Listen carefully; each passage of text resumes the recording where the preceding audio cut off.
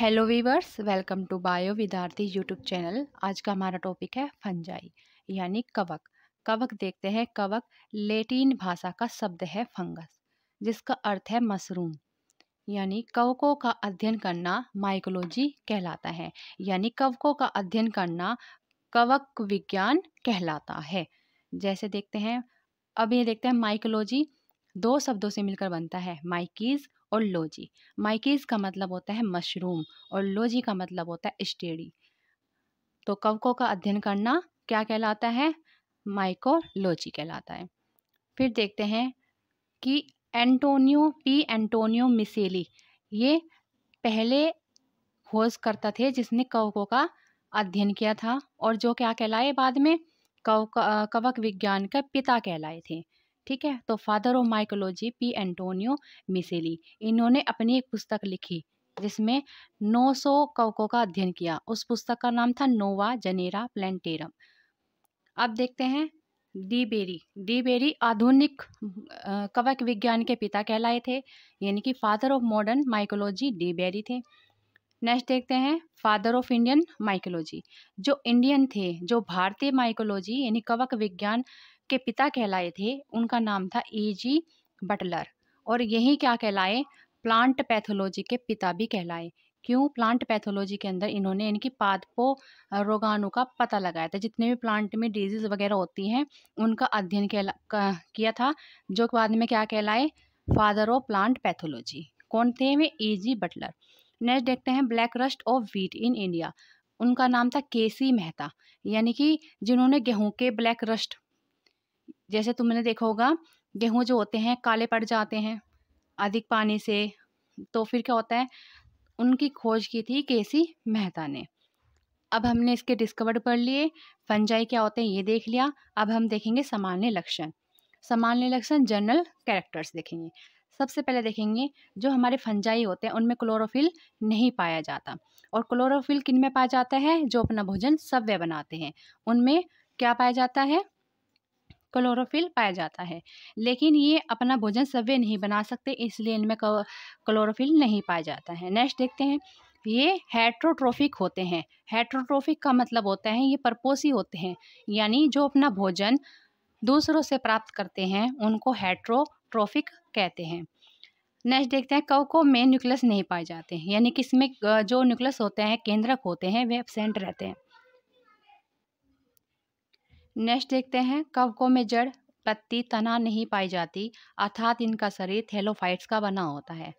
देखो जो कवक होते हैं ना तो उनमें क्लोरोफिल पाई जाती है, और न ही नॉन वैस्कुलर प्लांट होते हैं, और ना ही उनमें जड़ होती, पत्ती होती, तना होता, ये कुछ नहीं पाई जाती है। और इनका शरीर कैसा होता है? थैलोफाइट होता है, यानी थैलस का बना होता है। ठीक है, नेक्स्ट देखते हैं कवकों की कोशिका भित्ति, यानी कि इनकी जो सेल वाल होती है, किनकी? कवकों की। जो कवकों की सेल वाल होती है वो काइटिन की बनी होती है। कवकों में संचित भोजन, यानी कि जो कवक संचित भोजन होता है वो ग्लाइकोजन के रूप में होते हैं। नेक्स्ट देखते हैं कवकों में पोषण परजीवी, सहजीवी तथा मर्तोपजीवी के रूप में होता है, यानी कि जो उनका न्यूट्रिशन है, जैसे इनको पोषण मिलता है, वो परजीवी, सहजीवी और मर्तोपजीवी के रूप में होती हैं। नेक्स्ट देखते हैं कवकों का पादप शरीर माइसीलियम का बना होता है। कवकों का पादप शरीर माइसीलियम का बना होता है, जिनमें तंतुओं का जाल होता है, जिसे हाइफी कहते हैं। कवकों में जनन कितने प्रकार के होते हैं? कवकों में जनन 3 प्रकार के होते हैं, कायिक जनन, अलिंगी जनन, लैंगिक जनन। ठीक है, अब देखते हैं वासस्थान, यानी कि ये कहाँ पे पाए जाते हैं, कहाँ पे रहते हैं, इनके हैबिटेट देखेंगे। अब तो कवकों को सबसे पहले देखो, कवक जीवित तथा मृत कार्बनिक पदार्थों में पाया जाता है, यानी कह सकते हैं ये जीवित होते हैं प्राणी, उनको भी पाया जाता है, और मृत कोशिकाएं, मृत सेल्स, इन पर भी पाया जाता है, जैसे अचार, रोटी, फल, सब्जी, मुरब्बा, बालों में आदि। फंगस जो हम पढ़ रहे हैं, यानी कि जो हमने देखा है कि अचार में फोई लग जाती है वाइट कलर की, तो उसको ही हम कह रहे हैं कवक, उसको ही हम बोल रहे हैं फंगस। रोटी में भी लग जाती है, और ये फल में भी लग जाती है, सब्जी में भी लग जाती है, मुरब्बे में भी लगती है, और बालों में भी, आदि में भी। बालों में जिसे हम फ्रास बोलते हैं, उनको बोलते हैं बालों में फंगस लगना। देखेंगे गोबर पर उगने वाले कवक, तो उनका नाम था कोप्रोफिलस फंगस। नेक्स्ट देखें नखून व बालों में उगने वाले। सबसे पहले देखते हैं जो हमारे नखून होते हैं हमारे किस चीज़ के बने होते हैं, काइटिन के बने होते हैं ना। तो नखून व बालों में उगने वाले कवक होते हैं केरेटिनोफिलिक। आगे देखते हैं, इनका हमने वासस्थान देख लिया। अब हम देखते हैं इनका पोषण। पोषण में देखते हैं इनके पोषण कैसे होते हैं। ये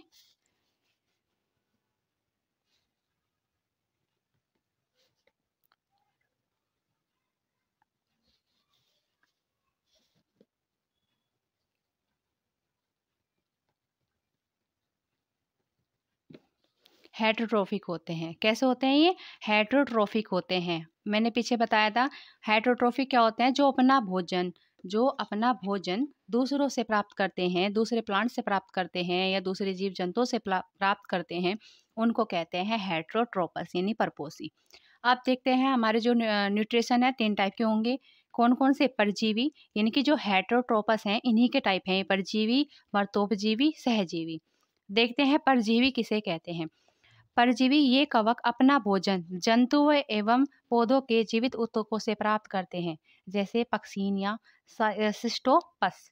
न देखते हैं मर्तोपजीवी यानी कि जो अपना भोजन सड़े गले पदार्थों से प्राप्त करते हैं उसे कहते हैं मर्तोपजीवी, जैसे राइजोपस, पेनिसिलियम और एस्परगिलस एटीसी आदि। सहजीवी देखते हैं, सहजीवी क्या होते हैं? यह कवक दूसरे पौधों के साथ साथ उगते हैं और तथा साथ में एक दूसरे को लाभ पहुंचाते हैं। देखो सहजीवी से ही पता चल रहा कि ये एक दूसरे के सहयोग करते होंगे, है ना। तो एक कवक क्या कहलाते हैं? जो एक दूसरे को लाभ पहुंचाते हैं, उन्हें क्या कहते हैं? सहजीवी कहते हैं, जैसे लाइकेन।